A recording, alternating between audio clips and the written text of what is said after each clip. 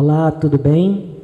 Eu sou o reverendo Eduardo Henrique e estamos agora iniciando a terceira aula do módulo Anglicanismo no Brasil, a história da IAB, que é parte do curso de formação continuada Consolidando a Identidade Anglicana no Nordeste do Brasil. Vamos falar particularmente nessa aula sobre o processo de autonomia eclesiástica e a formação da 19ª província da Comunhão Anglicana. Vamos abordar vários assuntos, inclusive a questão dos temas da sexualidade humana. E particularmente para este tema, eu me servi de um documento da nossa igreja, não é? Em que se trabalha a questão das famílias e diversidade sexual. Vamos trabalhar mais na frente sobre isso. Por ora, vamos começar falando um pouco sobre o episcopado do reverendíssimo Atalício Teodoro Pittan, não é? E de como esse episcopado criou as condições para que aquele distrito missionário fosse dividido agora em 3 dioceses. Para isso, concorreu algumas condições que a igreja vivia na época. A primeira é o desenvolvimento da igreja. O tamanho, a extensão dela, já não podia mais ser atendida por um único bispo. E também o desejo de expansão dessa igreja, muito centrada no sul, para o centro e o norte do país. E dentro dessa organização, foi a igreja dividida em 3 dioceses. A diocese meridional, com Atalício Pittan. A diocese sul-ocidental, com Dom Egmont Machado Kirchker. E a diocese do Brasil Central, com Dom Luiz Chester Melker. Vamos ver como ela se apresenta no mapa. Aqui temos, em azul, a diocese meridional, não é? Pegando grande parte do litoral, não é? Dos estados do Rio Grande do Sul e Santa Catarina. A diocese sul-ocidental, com a outra fatia do estado do Rio Grande do Sul e Santa Catarina. E a diocese do Brasil Central, sob, não é, o episcopado de Dom Luiz Melker, abrangia, pelo menos em termos de tamanho, todo o resto do Brasil. Lembrando que havia uma concentração de presença da igreja no Paraná, em São Paulo, basicamente, e no Rio. Mas a ação missionária para o centro e para o norte cabia à diocese do Brasil Central. E a extensão, o tamanho, né, é um desafio. E, em certo sentido, continua sendo. Vamos ver aqui a foto, né, dos bispos Pittan, Kirchker e Melker. A foto do primeiro sínodo, né, em 1952.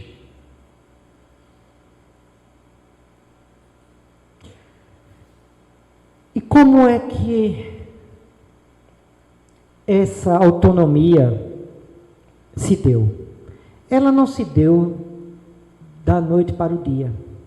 Ela é um processo lento, é um processo de amadurecimento, não é? Por parte das pessoas que compõem a Igreja Nacional, do sentimento de ser autônomo, não é, da Igreja Americana. A gente vai encontrar, em 1960, um evento, uma questão que mexeu com a Igreja. Os bispos brasileiros, os 3 bispos, manifestaram à Igreja Americana o desejo de poder usarem, né, o saldo do orçamento diocesano e nacional, diocesanos e nacional. E esse pedido é negado. O dinheiro não pode ser usado. Ora, o dinheiro era de necessidade da igreja. Precisava, mas por questões de concordata, por uma série de questões, né, de ligação da igreja americana com a igreja brasileira, esse pedido é negado. E aí, em 1961, no ano seguinte, o Conselho Nacional prepara um memorando para oficiar uma concordata, um acordo entre a Igreja Episcopal Brasileira e a Igreja Americana, no sentido de desvinculação. Em 1961, essa concordata, ou Carta de Princípios, é enviada ao departamento de Alem-Mar. Bem, essa concordata levou a alguns problemas. Vejamos.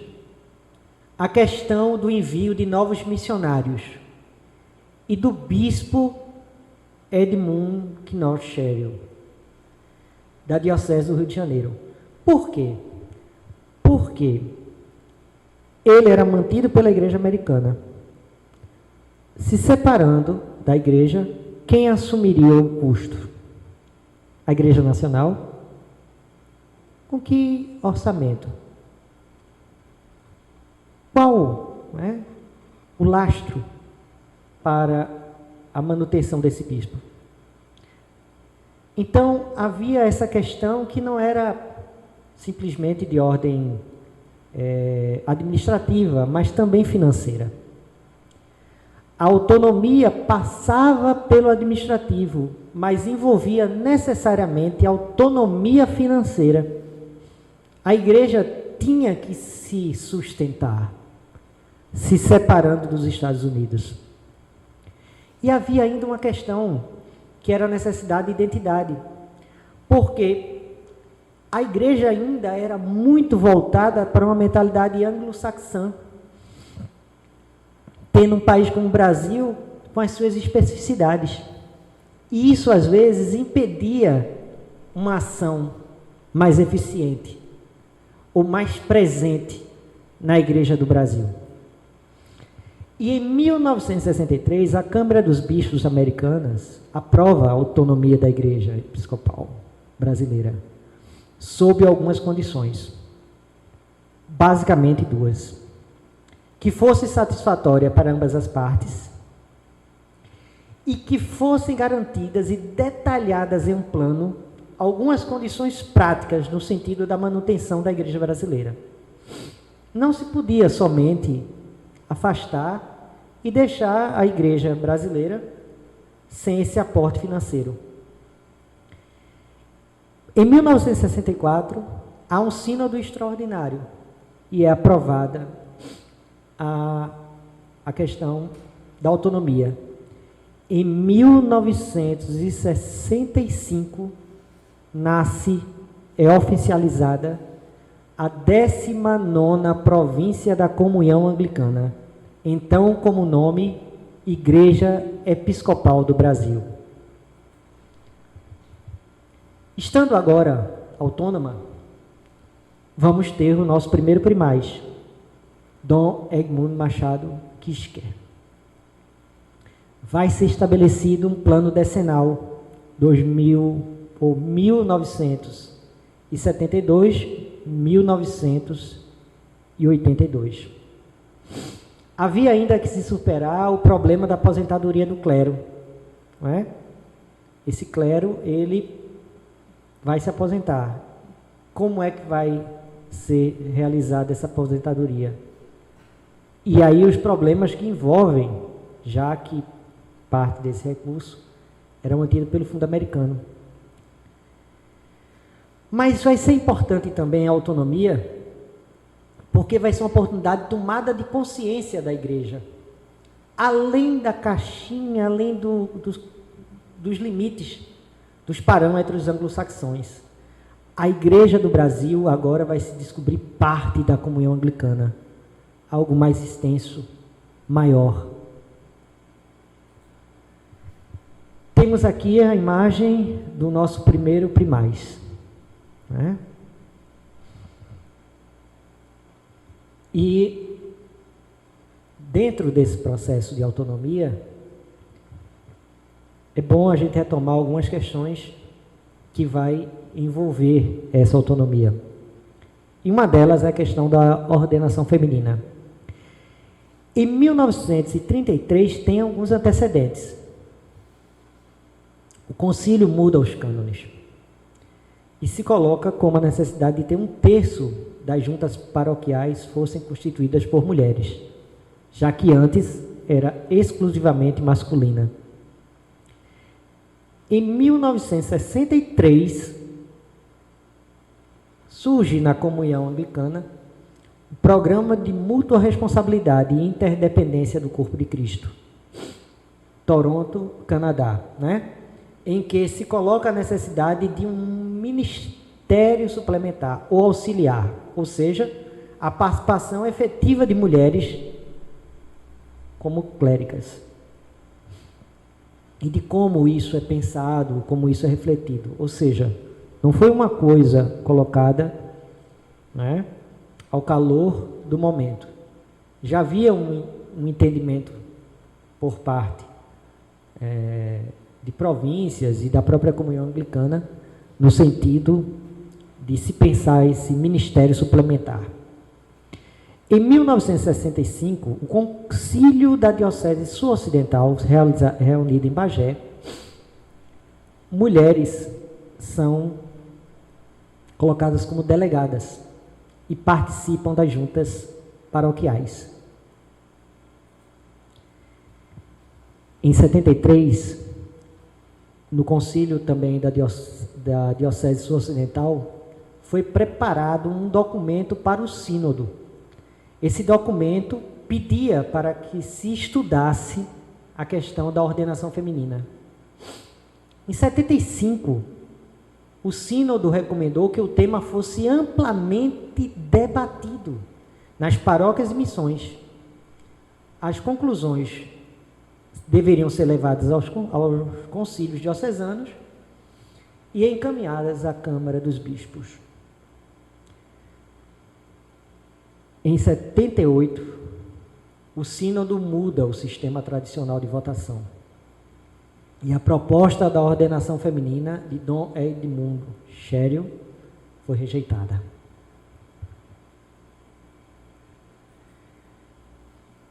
No sínodo de 80 e 82, a ordenação feminina foi rejeitada. No sínodo de 1983, nem constou na pauta. O que é que havia, então? O que é que impedia essa rejeição e o afastamento, inclusive, da pauta? Havia, por parte do então bispo primaz, bispo Kratz, da Diocese Meridional, uma aberta condenação, não aceitação da ordenação feminina. Ele dizia, na época, que esta ordenação feminina iria destruir a igreja e a comunhão anglicana, além de ser antibíblica e não ter base histórica, ou seja, na prática dos apóstolos. E, em resposta à não aceitação da ordenação feminina, ele cria, em 1980, a Comunidade de Santa Maria, uma ordem de freiras, em que as mulheres assumiam, podiam exercitar o ministério. Foi fundado em Porto Alegre. Em 1984, falece o bispo Crates. No mesmo ano, no sínodo, é colocada em pauta e aprovada a proposta de ordenação feminina. A proposta foi apresentada pelo bispo Sumio Takatsu. E a Câmara dos Bispos aprova por unanimidade, e com apenas 2 votos contrários da Câmara dos Presbíteros e Leigos. Pela primeira vez na comunhão anglicana, uma província estendia o direito, não só ao diaconato e ao presbiterato, mas também à sagração, episcopado. E assim estava aberto o caminho para a ordenação feminina. No dia 5 de maio de 1985, memorável data, Carmen Ethel Alves Gomes foi ordenada diácona pelo bispo Olavo Ventura Luiz, da Diocese Sul-Ocidental. Aí vemos a foto da ordenação ao diaconato de Carmen Ethel Alves Gomes. Equalizado esse desafio, aberto o caminho da ordenação feminina, surge a partir daí, e concomitante, uma série de discussões sobre a questão da sexualidade.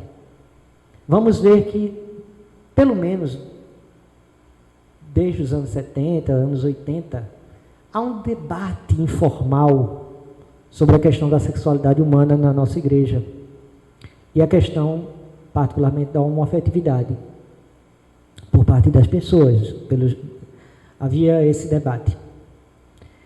Nos anos 90, tal debate começa a ganhar visibilidade, por força de grupos de pressão, de ação de grupos, particularmente homoafetivas. Em resposta a essa demanda, surge uma série de cartas pastorais dos bispos da IAB sobre sexualidade humana. A primeira, de 1997, e as subsequentes, 2002, 2004, 2007, 2013. Importante também colocar que a Conferência de Lambeth, em 1998, sai com uma resolução sobre sexualidade humana. Resolução essa que era um espaço para a reflexão por parte da comunhão sobre a sexualidade humana. Não tinha caráter, né, de decisão ou fechar a questão. Nesse sentido, o tema do casamento de pessoas do mesmo sexo foi colocado em pauta no Sínodo em 2013, no Rio de Janeiro, sem aprovação. Por conta de tensões na província e na comunhão anglicana, foi proposto que tal tema fosse estudado e aprofundado nas dioceses e comunidades. Foi realizados vários encontros diocesanos e por área, no sentido de aprofundar os temas. Isso constitui os Indabas de 2014. E aqui nós temos, não é, esse material que foi distribuído, com algum material também de liturgia, de debates, com as cartas pastorais, e que serviu como ponto de partida nesse debate. No Sínodo Extraordinário de 2014, foi um momento de grande tensão. Alguns não aceitavam a possível aprovação, já que diziam, essas pessoas, que não havia suficiente debate, nem aprofundamento do tema. Depois de colocado em pauta, o tema e a votação, sem aprovação, foi proposto, então, que o debate continuasse e que deveria envolver as comunidades, envolver as dioceses. E no próximo sínodo ordinário, em 2018, esse tema seria novamente debatido, colocado em pauta e votado. E assim, no sínodo de 2018 em Brasília, foi aprovada a mudança canônica, permitindo o casamento de pessoas do mesmo sexo, com ampla maioria. Vemos aqui, não é, a foto do momento histórico onde foi aprovado o casamento, a mudança canônica que permitiu o casamento de pessoas do mesmo sexo. E aí, em primeiro plano, não é, a delegação da Diocese Anglicana do Recife. Diocese que ao longo do tempo, vamos ver na próxima aula, sofreu uma série de cismas sobre esse álibi, não é, da questão da sexualidade humana. Vamos agora para algumas imagens da nossa igreja. Aqui vemos o logo. O logo, o antigo logo da Igreja Episcopal do Brasil, da Igreja Episcopal Anglicana do Brasil, o nosso. A nossa bandeira, a bandeira da EAB, não é?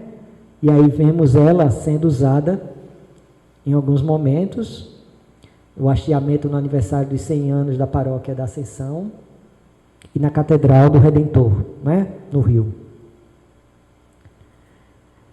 Vemos aqui também um pouco o quadro de como essas dioceses elas foram surgindo. Da Diocese Meridional surge, por desmembramento, a Diocese de Pelotas, em 1988. A Diocese Sul-Ocidental se mantém, né? Mas daquela Diocese do Brasil Central surge a Diocese de São Paulo, a Diocese do Paraná, a Diocese Setentrional, depois Diocese Anglicana do Recife, a Diocese da Amazônia, a Diocese, né, a Diocese de Brasília e também o Distrito Missionário. Aí está o mapa das dioceses e do Distrito Missionário.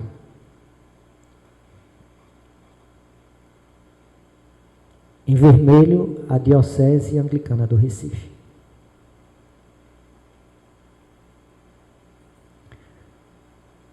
Imagens do clero da missão japonesa. A Catedral Nacional, nossa Catedral da Santíssima Trindade em Porto Alegre. O atual, né, bispo primaz e bispo da Diocese do Paraná, reverendíssimo bispo Dom Aldal Alves Gomes. Aqui a imagem da sagração do bispo da Diocese Anglicana do Recife, bispo Dom João Câncio Peixoto Filho. Ao lado do então bispo primaz, né, e bispo hoje da Diocese Sul-Ocidental, Dom Francisco Assis da Silva. Aqui vemos